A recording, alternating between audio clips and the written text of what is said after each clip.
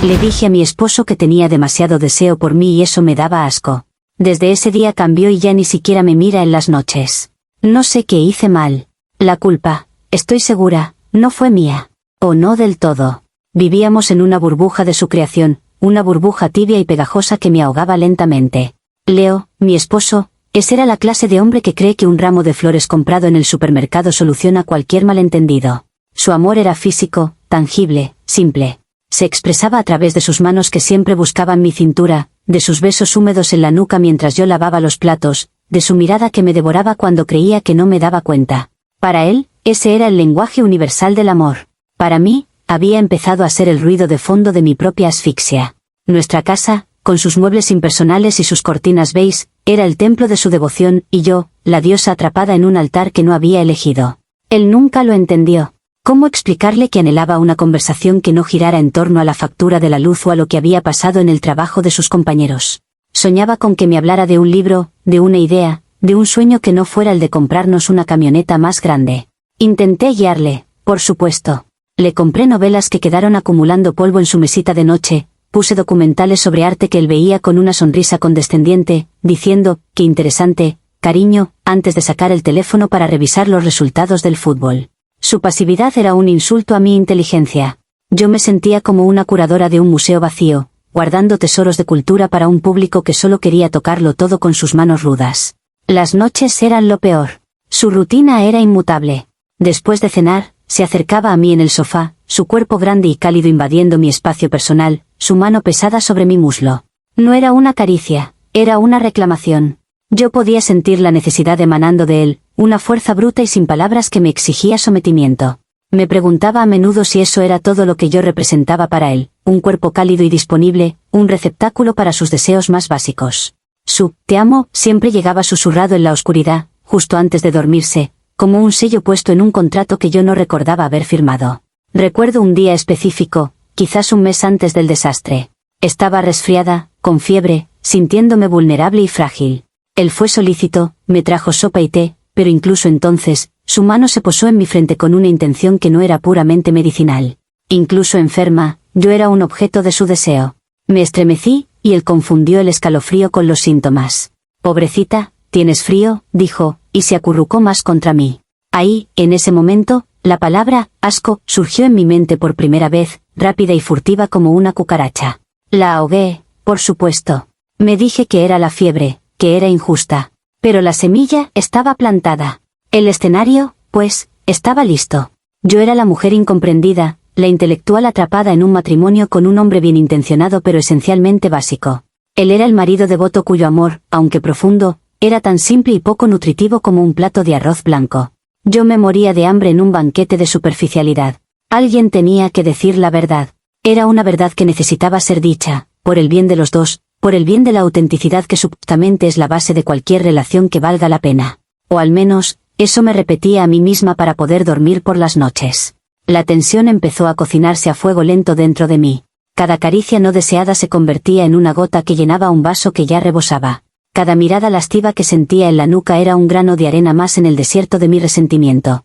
Empecé a evitarlo de maneras sutiles. Me quedaba hasta tarde, trabajando, en el portátil en la habitación de invitados, inventaba dolores de cabeza que, milagrosamente, siempre aparecían después de la cena. Me bañaba justo antes de acostarnos, esperando que el agua caliente y el vapor, o quizás el simple hecho de encerrarme con llave, crearan una barrera física entre nosotros. Él, por supuesto, era demasiado simple para captar las señales. O quizás, en su obstinada ceguera, se negaba a verlas. Su necesidad era tan transparente, tan animal, que me resultaba ofensiva. Una noche, intenté elevar el nivel de la conversación. «Leo», le dije, apoyando mi libro en el regazo, ¿no te parece fascinante cómo la sociedad moderna ha medicalizado la soledad? La tratamos como una enfermedad, en lugar de como un estado natural del ser pensante. Él me miró desde su sillón, con la mirada vidriosa por la televisión, y sonrió con esa sonrisa condescendiente que tanto odiaba. «Claro, cariño. Eso es muy profundo. ¿Pasas la sal?» La sal. Mi disertación sobre la condición humana había sido reducida a una solicitud para sazonar su pollo asado. Sentí una punzada de rabia tan intensa que tuve que apretar las páginas del libro hasta que mis nudillos se pusieron blancos. La tentación de soltarle la verdad a la cara, de una vez por todas, se volvió un mantra en mi cabeza. No sería un ataque, me decía. Sería una iluminación. Una apertura de ojos. Le estaría haciendo un favor, sacándolo de su estupidez sensual y forzándolo a verse a sí mismo a través de mis ojos, los ojos de una mujer que necesitaba más que fricción y fluidos corporales. Empecé a fantasear con la escena, yo, serena y elocuente, explicando con calma y claridad meridiana cómo su lujuria me sofocaba. Él, al principio confundido, luego iluminado, agradeciéndome por mi honestidad y prometiendo esforzarse por ser un hombre mejor, un hombre más digno de una mujer como yo. Era una verdad que necesitaba ser dicha. No por maldad, sino por piedad.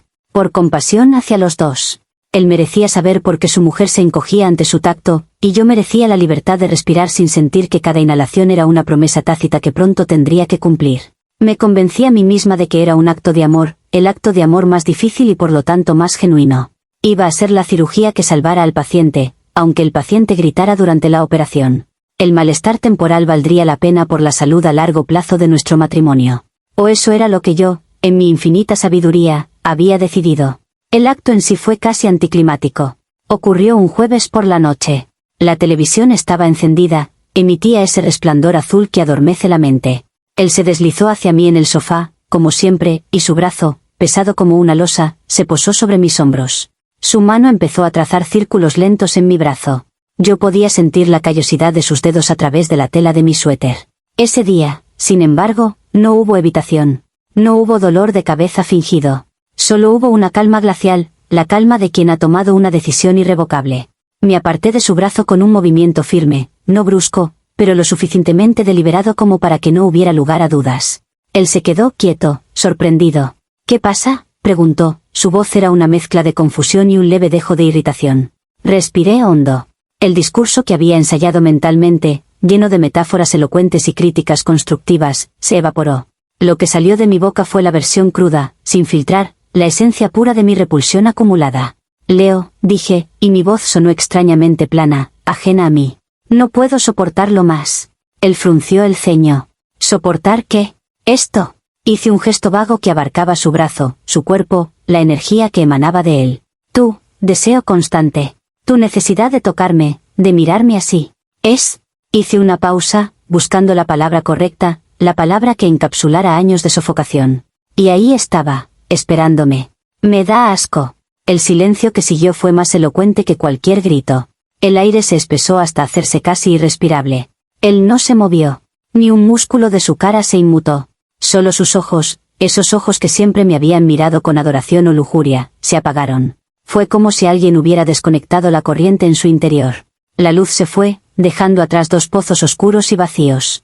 No entiendo, murmuró finalmente, pero su voz no era la de un hombre que busca comprensión. Era la declaración de un hecho. Realmente no entendía. Es asfixiante, continué, sintiendo un impulso extraño de seguir hablando, de justificar el golpe ahora que lo había asestado. Siento que solo me ves como un objeto, un cuerpo. Que tu amor es solo eso, deseo. Puro deseo físico. Y me da asco. Repetí la palabra, clavándola más hondo, segura de que la crudeza era necesaria para que la lección calara. Él asintió, muy lentamente. No era un asentimiento de acuerdo, sino de aceptación. Aceptación de una herida. Se levantó del sofá con un movimiento que era a la vez torpe y deliberado, como si sus extremidades le pesaran una tonelada. Sin decir una palabra más, apagó la televisión con el mando, recogió su vaso de agua y salió de la sala. Lo escuché subir las escaleras, sus pasos pesados y medidos. No me miró una sola vez. Y supe, en algún lugar profundo de mi alma, que aún era capaz de sentir algo más que indignación, que algo se había roto para siempre. Pero incluso entonces, me aferré a mi justificación, era una verdad que necesitaba ser dicha.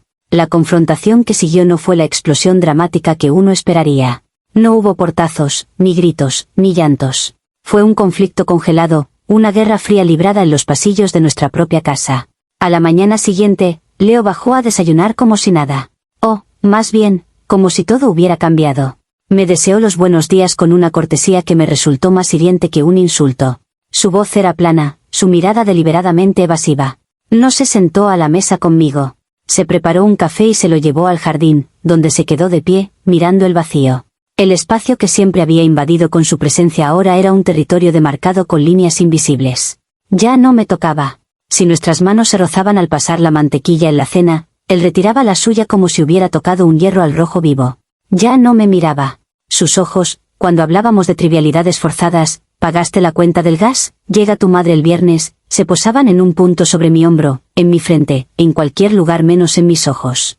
Era como si yo me hubiera vuelto invisible, o peor, como si me hubiera convertido en algo tan desagradable que ni siquiera merecía ser visto. Intenté, por supuesto, abordar el tema. Una semana después, cuando la tensión silenciosa ya era una losa sobre mi pecho, me acerqué a él mientras leía el periódico en el sillón. Leo, tenemos que hablar de lo que pasó, dije, tratando de sonar razonable, conciliadora. Él bajó lentamente el periódico. Sus ojos, por primera vez en días, se encontraron con los míos. No había ira en ellos. Solo un agotamiento profundo, una tristeza infinita. ¿De qué hay que hablar, Elisa?, preguntó. Dijiste lo que sentías. Lo he entendido. Pero su entendimiento no era la iluminación que yo había previsto. No era un gracias por abrirme los ojos, voy a cambiar. Era un te escuché, y lo que escuché me destruyó, así que ahora me retiro. Yo quería diálogo, quería que luchara, que discutiera, que me demostrara con palabras que había algo más en el que solo deseo. Su retirada silenciosa era la prueba definitiva, en mi mente retorcida, de que yo tenía razón. No había nada más. No había profundidad que explorar, solo un ego herido que no sabía cómo responder más que con el silencio. Las noches se volvieron el colmo de esta tortura muda. Nos acostábamos a la misma hora, en la misma cama quinsice que ahora parecía un campo de batalla vacío. Él se daba la vuelta, dándome la espalda, y se quedaba inmóvil. Yo yacía boca arriba, mirando el techo, sintiendo la distancia de los 30 centímetros que separaban nuestros cuerpos como si fuera un abismo oceánico. El deseo, ese monstruo que yo tanto había denostado, había sido erradicado. Y en su lugar, solo quedaba el frío. Un frío que, irónicamente, era 1000 veces más asfixiante que su calor nunca lo había sido. Y yo, en mi cámara de eco de resentimiento, solo podía pensar, ¿por qué está haciendo esto? ¿Por qué me castiga por ser honesta? Las consecuencias de mi verdad se han solidificado en una nueva y grotesca normalidad. Leo ya no es mi esposo, es mi compañero de piso más silencioso y educado. Hace las tareas de la casa, responde a mis preguntas logísticas con la máxima eficiencia y evita cualquier situación que pudiera implicar un momento de intimidad, incluso la más inocente. Compró un edredón adicional y ahora duerme literalmente envuelto en su propia capa de aislamiento, una frontera física de plumas que sella nuestro pacto de no agresión. Lo más desconcertante, lo que realmente alimenta mi confusión y mi rabia, es que no parece enfadado. Esperaba la ira. La ira la habría entendido. La ira es calor, es pasión, es algo con lo que se puede lidiar, discutir, incluso pelear. Pero esto es nada. Es un vacío. Es como si hubiera desconectado emocionalmente de mí, como si hubiera archivado la parte de su cerebro que contenía todos sus sentimientos por Elisa, la esposa, y ahora solo interactuara con Elisa, la persona con la que comparte domicilio. Su paciencia, esa misma paciencia que antes despreciaba por considerar la falta de carácter, se ha convertido en el arma más efectiva contra mí. Me está castigando con una frialdad que no sabía que poseía. Y ahora, aquí estoy, escribiendo esto, sintiéndome más incomprendida que nunca. ¿Qué hice mal? Yo solo traté de salvar nuestra relación de la banalidad, de llevarla a un terreno más elevado.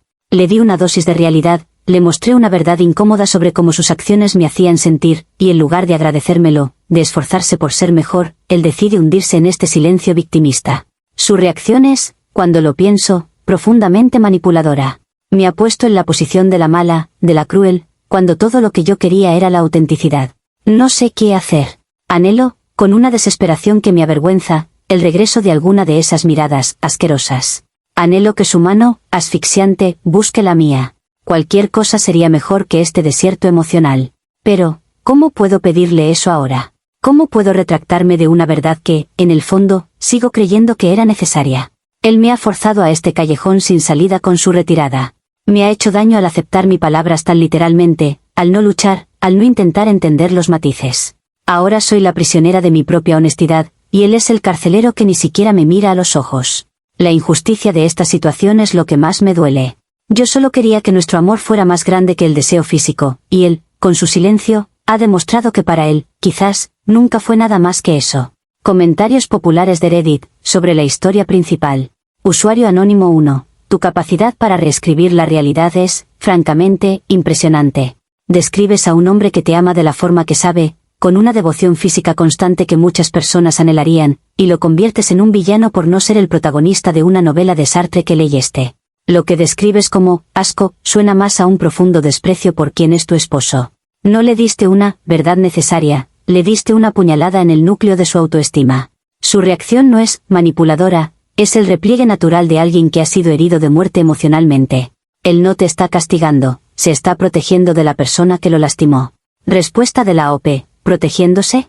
Por favor. Eso es una excusa para no enfrentar sus propias carencias. Si su amor fuera tan profundo como dices, ¿no debería ser capaz de soportar una crítica constructiva? Yo no le dije que era un monstruo, le dije cómo me hacía sentir su comportamiento. Un hombre maduro habría intentado entender, habría abierto un diálogo. En lugar de eso, él elige el silencio, que es la forma más cobarde de castigar.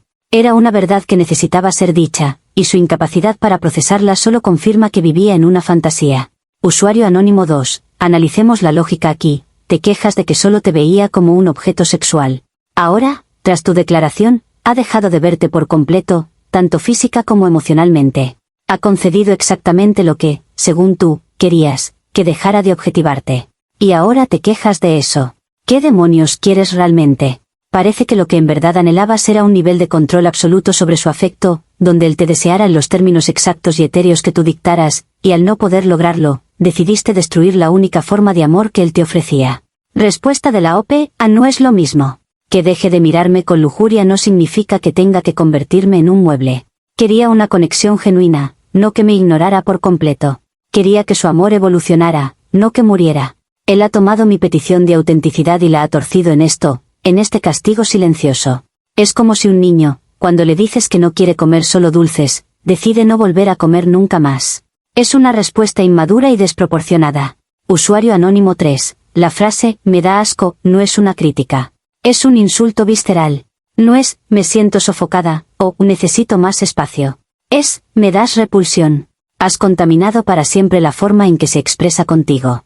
Cada vez que en el pasado te tocaba con amor, ahora, en su mente, te estaba dando asco.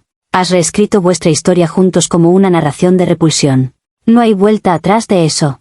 Lo que estás viviendo ahora no son las consecuencias de tu honestidad, son las consecuencias de tu crueldad.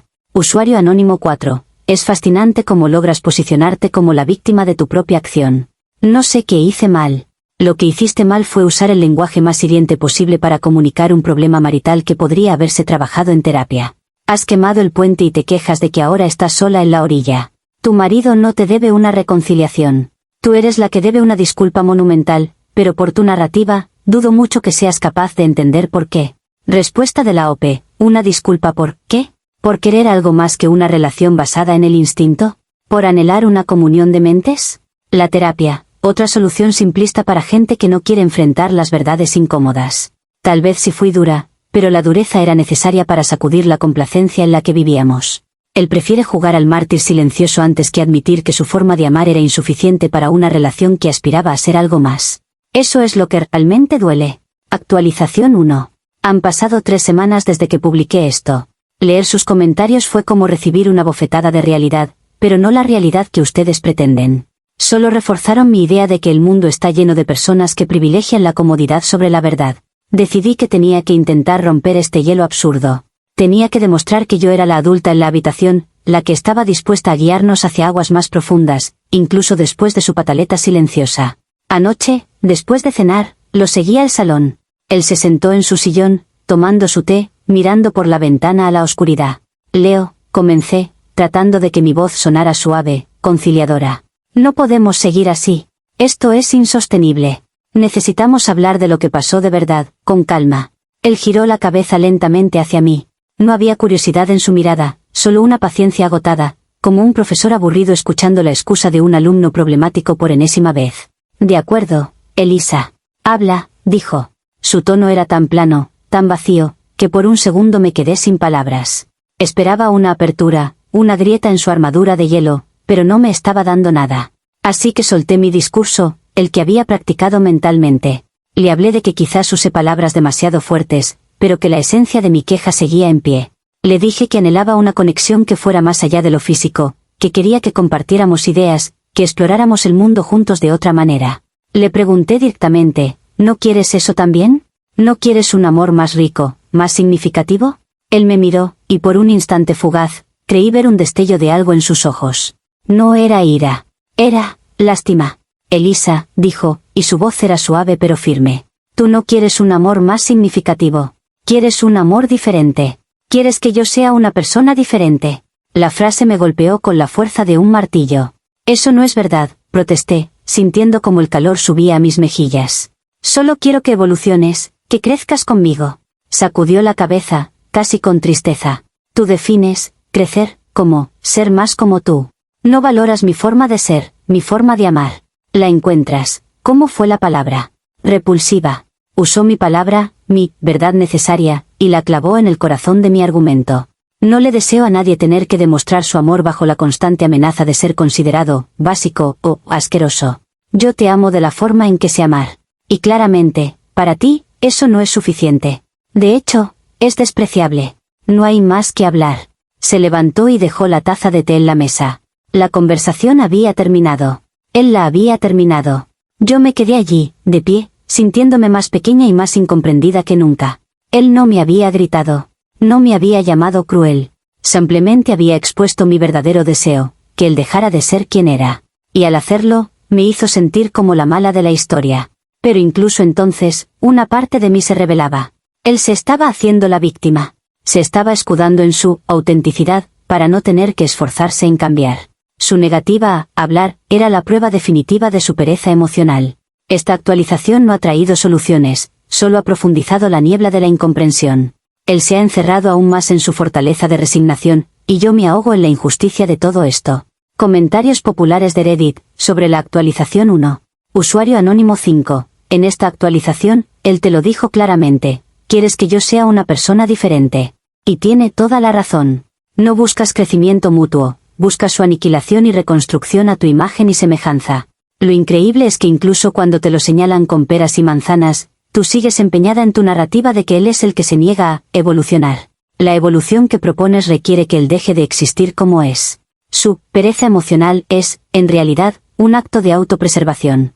Respuesta de la OP a no es aniquilación. Es crecimiento.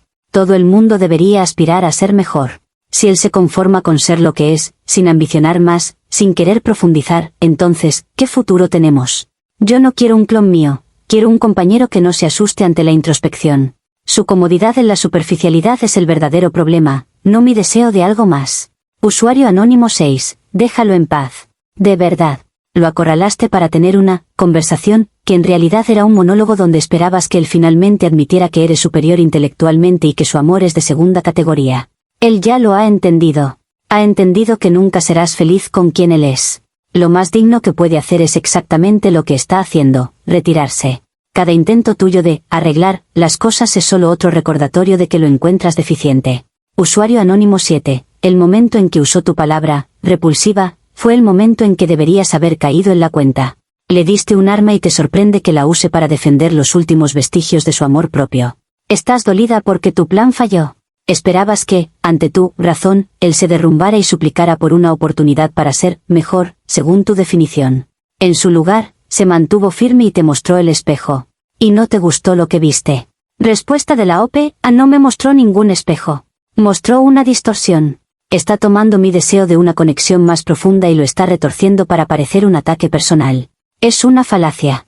Yo no ataqué su esencia, ataqué un comportamiento. Él es quien se identifica tanto con ese comportamiento que no puede separarse de él. Eso es falta de flexibilidad, no dignidad. Actualización final. Hoy, ha pasado. El evento catalizador. Y ha sido tan silencioso y antitético como todo lo demás. Bajé a desayunar y Leo ya estaba allí, de pie junto a la encimera, con una postura que denotaba una decisión tomada. No estaba nervioso. Estaba sereno. Demasiado sereno. Elisa, dijo, sin preámbulos. He alquilado un apartamento. Me voy el sábado. El mundo se detuvo por un segundo. No, no se detuvo. Él no me estaba pidiendo permiso. Me estaba informando. ¿Qué? Fue lo único que atiné a decir, mi voz un hilillo. Necesito espacio. Tiempo. Para pensar en si puedo superar esto. Hizo una pausa y me miró directamente a los ojos, y por primera vez en semanas, no vi ni vacío ni lástima. Vi una tristeza tan profunda y tan arraigada que casi podía tocarla. Necesito decidir si puedo vivir con el hecho de que la mujer a la que amo siente asco por una parte fundamental de cómo la amo. Ahí estaba. Mi palabra, otra vez. La palabra que yo solté al mundo como una verdad liberadora, ahora era la losa que sepultaba nuestro matrimonio. Pero, eso no es justo, balbuceé, sintiendo como el pánico empezaba a trepar por mi garganta. ¿Me estás abandonando? ¿Por una palabra? No me voy por una palabra, Elisa, dijo, y su voz era terriblemente calmada. Me voy por el sentimiento que hay detrás de esa palabra. Me voy porque cada vez que pienso en tocarte, recordaré que te doy asco. No sé cómo se supone que un marido debe vivir con eso. Intenté argumentar, intenté decirle que lo estaba tomando todo de la manera incorrecta, que era el quien no quería entender los matices. Pero las palabras sonaban huecas, incluso para mis propios oídos. Él no estaba enfadado. No me echaba la culpa. Solo exponía la consecuencia lógica, inevitable, de mi acción. Yo había envenenado el pozo, y ahora él tenía sed y no podía beber. Su partida no era un acto de venganza, era un acto de supervivencia. Ahora, la casa está en silencio. Él está arriba, haciendo la maleta, supongo. Y yo estoy aquí, escribiendo esto, sintiendo un vacío que me consume por dentro. Lo he perdido. Lo he perdido de verdad. Y la parte más retorcida, la que demuestra que tengo razón incluso en mi derrota, es el pensamiento que no para de dar vueltas en mi cabeza. Se va. Se va porque prefiere huir antes que hacer el esfuerzo de entender mi dolor, de comprender por qué su amor me sofocaba. Se va para castigarme por haber osado pedir más. Se va, confirmando que nunca fue lo suficientemente fuerte para el tipo de amor que yo necesitaba. Las lágrimas, si es que llegan, no serán de arrepentimiento. Serán de rabia. De una rabia impotente y justa. Porque al final, era una verdad que necesitaba ser dicha. Y él, con su huida, me ha demostrado que no era lo suficientemente hombre para soportarla. Comentarios populares de Reddit, sobre la actualización final. Usuario anónimo 8. Esto es lo más cerca que estarás de una epifanía y, aún así, te niegas a verlo. Él no se va para castigarte. Se va porque tú has hecho que la convivencia sea insoportable. Has creado un ambiente tóxico donde su mera existencia, expresada a través de su amor natural, es repulsiva para ti. Lo que llamas huida es, en realidad, un acto de misericordia hacia sí mismo. Es la decisión más sana que ha tomado en todo este proceso. Y tu respuesta es sentarte en el trono de tu indignación y llorar la injusticia. Es patético. Usuario anónimo 9. El círculo se cierra. Obtuviste exactamente lo que pediste a gritos, la ausencia de su deseo, asqueroso. Ahora tienes toda la soledad intelectual que puedas desear. Espero que valga la pena. Él, al menos, tiene una oportunidad de encontrar a alguien que valore su amor incondicional, en lugar de desdeñarlo por no ser lo suficientemente sofisticado. Tú, me temo, te quedarás sola con el único ser que parece satisfacer tus estándares imposibles, tú misma. Respuesta de la OP, no lo entienden. Ninguno de ustedes lo entiende. No se trata de soledad intelectual, se trata de conexión auténtica. Él tuvo la oportunidad de construirla conmigo y eligió rendirse. Eligió la salida fácil. Yo no quería esto, quería que lucháramos juntos por algo mejor. Su decisión de irse no prueba que yo fuera cruel, prueba que su compromiso era débil. Él prefiere la comodidad de un apartamento vacío al desafío de construir un amor verdadero. Eso es lo que duele. La cobardía. Usuario anónimo 10. No hay nada más que decir. Has logrado la hazaña de convertirte en la víctima de tu propia bomba emocional. No hay esperanza para ti hasta que dejes de ver a Leo como el obstáculo para tu felicidad y empieces a verte a ti misma como el origen de tu propia miseria. Pero por tu última respuesta, está claro que prefieres ahogarte en tu orgullo antes que admitir que te equivocaste. Adiós, Elisa. Disfruta de la soledad que tan diligentemente te labraste. Respuesta de la OP, disfrutaré de mi integridad. Prefiero la soledad a una mentira cómoda. Si eso es labrarme mi propia miseria, entonces que así sea. Al menos sé que fiel a lo que soy y a lo que necesito. Algo que él nunca podría comprender.